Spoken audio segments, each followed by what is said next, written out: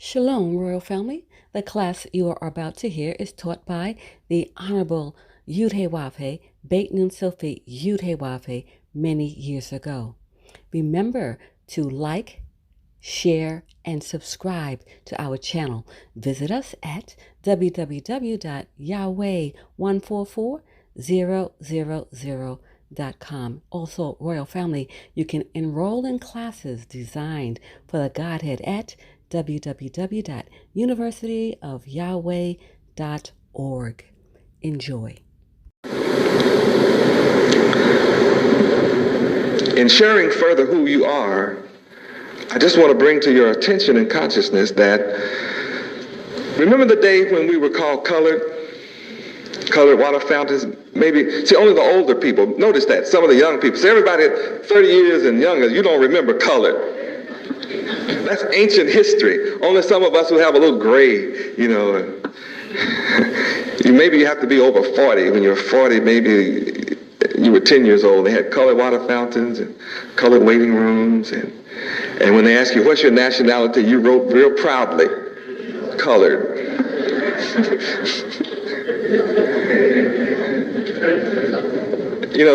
Remember the NAACP? How many belong to that? Not very many. See? How many used to belong to it? A few more hands, used to. How many know what it stands for? A few more. See? National Association, for who? For the colored people. So we used to have a National Association of Colored People. And then some of us began to ask you questions. Do you have a colored name? What? Do you speak coloredese? No. Well, where is colored land on the maps? I haven't heard of that. Hey man, we better stop being colored. I heard there was a nigger river, a Niger river, something over there in Africa. Let's be Negroes. How many remember being Negroes? Remember those days? See, something happened. We figured out we weren't colored, so we decided when they asked us where we were from now on, we decided to be Negroes. And some white folk would be running for office and they'd say Niggeras. I call my Negras, and we'd get real upset when they say Negra and Niger, and it's going to call us niggers, man, on the slide. You know how do you say it? Negro. We made them say it correctly. That's how we signed our passport papers. Negro. So they put another thing on, that's N. We didn't know whether that was nigger, Negro, or what it was, but we preferred to think it was Negro. Then I began to ask us the question, well, where's Negro land? I haven't seen that. You speak Negroese? No. Do you have a Negro name? No, I don't have a Negro name. They got together again. Hey, man. Let's come up with some songs. I'm black and I'm proud. I'm black and I'm proud. Black is beautiful. Black power. Anybody remember those days? I should be hitting somebody about now. So we became what kind of people? Black people. Don't open the door for, don't do nothing for me. Just open the door. White folks. What will I do? See, get it myself. Remember those songs? Oh, we were proud and black, weren't we? And then there were leaders who took credit and said, yes, I started the black movement. I came along, I asked the same question that I asked about colored and Negroes. Do you have a black name? No. Do you speak Blackese? No. Well, where's black land on the map of the world? Well, I can't find it. They got together, man, we better get together again. So then we invented a pick. One of those steel combs What was it for? Afros. And what did we put on with our afros? Dashikis. And what did we become? Afro-Americans.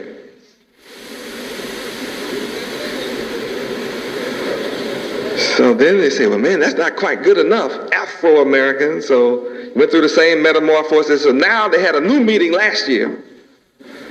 And the big time leaders of the former coloreds and Negroes and blacks have talked a lot of us into being what? African Americans. So now you're either Afro, short for African, or now you're using the latest metamorphosis, African Americans. Proud of what? The mother country, the motherland, fatherland, Africa. Now, I'm standing before you today with the same question. You can say, yes, there's a map with Africa on it. Sure is. Where did the term Africa come from? Who named the continent Africa? I heard the Dutch take credit for it in South Africa, call themselves Afrikaners. No one called it Africa 500 years ago. Who speaks African? Do we have African Americans in here? How many of you speak African? See, nobody in Africa speaks African. Not anybody. Nobody in Africa speaks African. And how many have African names? Nobody in Africa has an African name either. And if there's an African in here, I'll challenge you. I'll challenge you to your face. Stand up and tell me I'm not right. There's not an African on the planet Earth that can say I'm not right. I've done my research. I met an African. I just spoke in Tampa 4 nights ago, Atlanta 2 nights ago. And in Tampa, we visited a museum. An African walked up to us. The first question he asked me was, for some reason, he picked me out of the group. And he asked,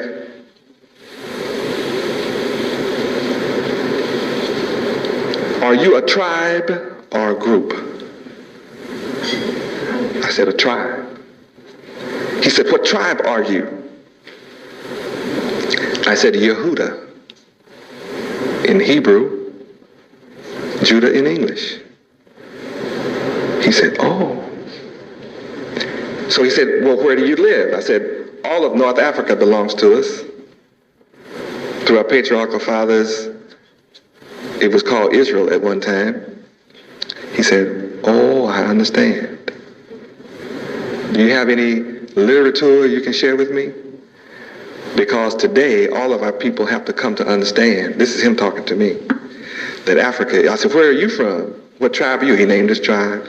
He said, I said, what part of Africa? He said, all of it. There's a new thinking now. It belongs to all of us. So the new consciousness in what it temporarily is called Africa is one continent, one people, one destiny. Where does that leave the so-called black man of America? We've been going through a metamorphosis. What does this metamorphosis mean? It means that the so-called black people of America have never known who they are. So you've been suffering from a cultural identity crisis. And this cultural identity crisis is the source of your mistreatment in America. It's the source of your position among all the nations on the earth who inhabit America at this time. Our people are on the bottom of all civilizations, and it's due to this cultural identity crisis, the lack of knowledge of who you are. When white people walk up and ask me, and they have since I've been in this city too, every single city we go to, they walk up and ask, where are you from? I say, Israel. Oh, welcome to America. First time in my life I've been welcomed to America is in my own culture, with the full knowledge of who I am and where I'm from and my destiny. I'm welcomed to America. And when I was wearing a three-piece suit, ballet shoes, Gucci bag, new Cadillac, out in society cutting a chicken wing with a knife and fork, saying, "Pass me the water, please," I was never recognized. No matter how white we act, how white we talk, how white we dress, how white we walk, we are never, ever accepted. And you never will be accepted until you come into the knowledge of who you are and accept that reality and wear it proudly. And then your children, with that knowledge, will be sitting equal with whoever is in the classroom with him. Because every student in your integrated classroom knows their history. And they call themselves German Americans, Cuban Americans, Mexican Americans, English Americans. It means something different to them than what African American means to you. It's a totally different meaning, because they know that they own, the German American knows he owns Germany, and if things get bad, he can go back to Germany and will be welcomed. The one who says his name is Pierre knows that he'll be welcomed back where? See, even you know he'll be welcome in France. The one who is living in this country who has the name Kaufman and Volkswagen, where will he be welcome? Back in Germany. And the one who says, my name is Kawasaki, Nissan, and Sony, Mitsubishi, will be welcome where? You want me to believe the so-called black people or African Americans will be welcome in Africa? If you think so, where? Africans don't want you there, converting their baboons into dope pushers and a gorilla into a prostitute, be riding by on camels with drive-by shooting, hanging out under the trees in the jungle.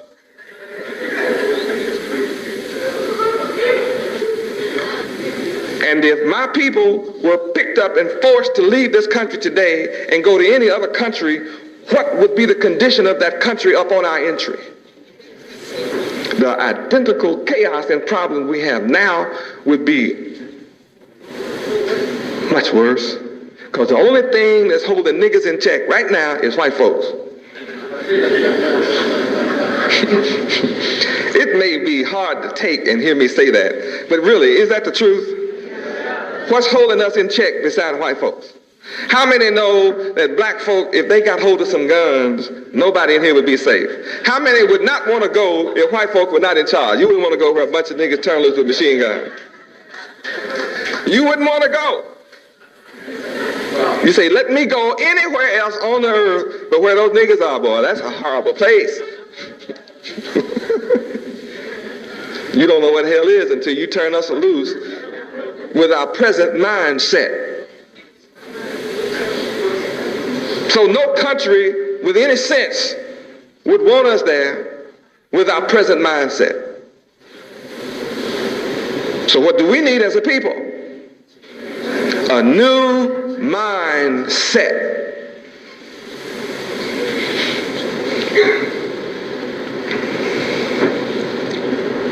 Think about these things.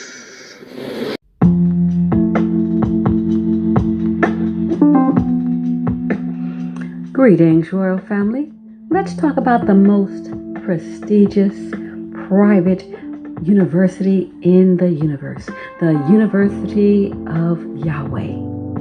It is here where students, parents, adults, and teachers study the divine mind of Yahweh Ben Yahweh, thus elevating them to contemplate and understand the loftier concepts and principles, enabling their minds to focus and think on an extraterrestrial level. This intellectual ability and unique set of skills supersede all base, mundane, and terrestrial thinking, thus allowing one's minds to open up and flourish with an overwhelming abundance of creative ideas and loftier concepts, making life and living more enjoyable. The University of Yahweh is woven deep within the fabric of the moral principles of truth, honesty, integrity, true holiness, righteousness, ethics, and justice for all. The University of Yahweh is designed for the Godhead, and this includes students, parents, adults, and the Godhead. In the University of Yahweh, the online platform, you gain a structured format to the approach of the divine mind of Yud-Heh-Wav-Heh Yahweh. We welcome you to visit our website at www.universityofyahweh.org. This platform is specifically designed for the Godhead and the Godhead family. The 144,000 chosen to rule in righteousness. We look forward to working with you as we prepare for rulership in righteousness. Praise Yud-Heh-Wav-Heh. Praise Yud-Heh-Wav-Heh. Beit Nun Sophie Yud-Heh-Wav-Heh. Shalom, Royal Family.